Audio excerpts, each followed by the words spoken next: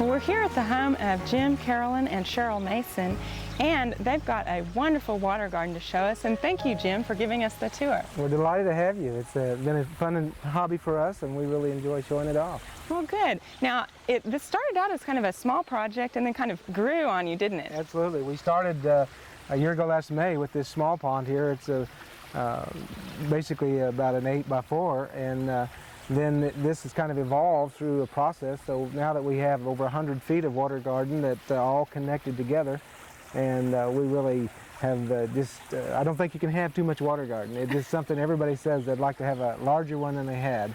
Well, that's nice. And you've done a beautiful job of stringing them all together. How many ponds do you have here? We've got a total of 6 ponds that are all connected with a stream, and we have a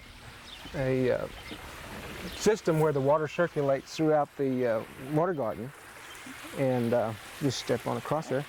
We have several pocket pools that we've developed. Of course, the original pool, there's a filter underneath the deck that's a biofilter, and it provides filtration. Although right now we have enough plants. If you have about 2/3 of the water surface covered with plants, that in many cases will take care of a lot of the algae and help keep the water clear. So this water here is coming up from our pond down below, and we'll look at that, but it basically flows underground to this point, and this makes our stream circulate. So we have water bubbling up here. We've got some water lettuce over here, and of course the water lettuce is a good oxygenator. If I can step over here, we'll kind of pull one up and show the root system. The roots on the water lettuce take a lot of the algae out of the water, and they really purify the water. And the water lettuce are the same basically as the water hyacinth, and of course the hyacinths, both of these can be fairly invasive, so you want to kind of contain them. I've got them in this pool, and then I've got a fairly deep pocket pool here. This pool is about 12 inches deep, whereas this one is almost 3 foot deep. And over here where we got the little angel with the feet in the water, we've got ledges, and the water flows back up underneath the rocks here, so it's actually a bigger pool than what you see. And we've got some fish in here, and then the water hyacinth we kind of contained to this point right now. Now this is a very nice idea here with this little pocket. It makes it look very natural. That was kind of what we wanted to do. But now this plant is a giant sakura, and it'll grow about 7 foot tall. This is beautiful. It has a nice bloom on it. It's really neat. It has a pretty white flower that comes out on it, and then we've got the pickle rush over here, which is blooming, and it has a nice purple flower on it.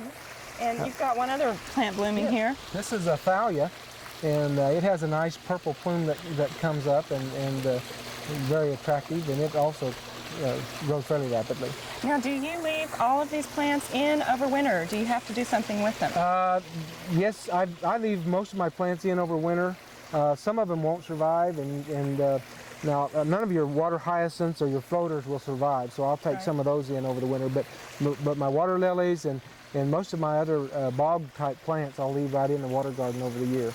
Okay. Now, is it because they're deeper? Is that? Yes, all of mine are at least 2 foot deep, and that depth will both allow your fish and your plants to survive over the winter in Oklahoma. Mm-hmm. Now, here you've got this nice kind of a stream effect here.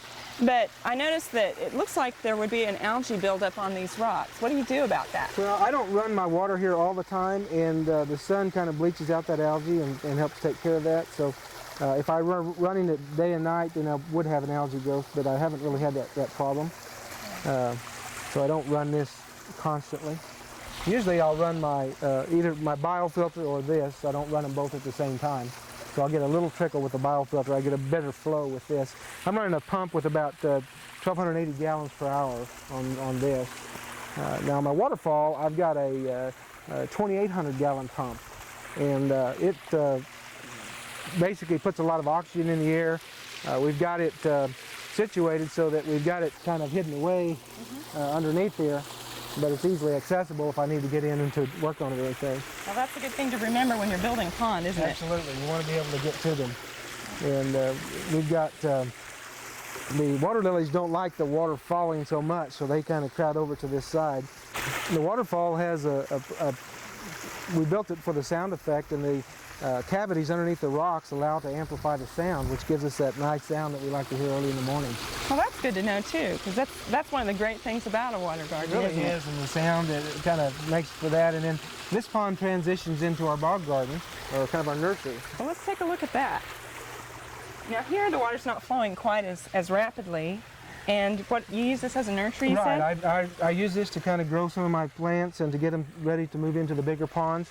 Of course, we have our cattails in here, and this is a shallow area. The water's very still, and it lets our we can grow things. A lot of times I'll grow my duckweed in here, which the fish think is candy, and it'll grow real well in the shallow water. Okay, so this is about how deep do you have this? This is about 12 inches deep, and when the water's flowing, there's really not much movement on the surface, but it still flows pretty good into our stream. And that goes into a pocket pool that's about 3 foot deep, and you can see we've got a number of fish in there. Now you actually have a larger pond over on the other side with a lot of fish in it, right? Yes, we do. Well, let's take a look at that. Okay.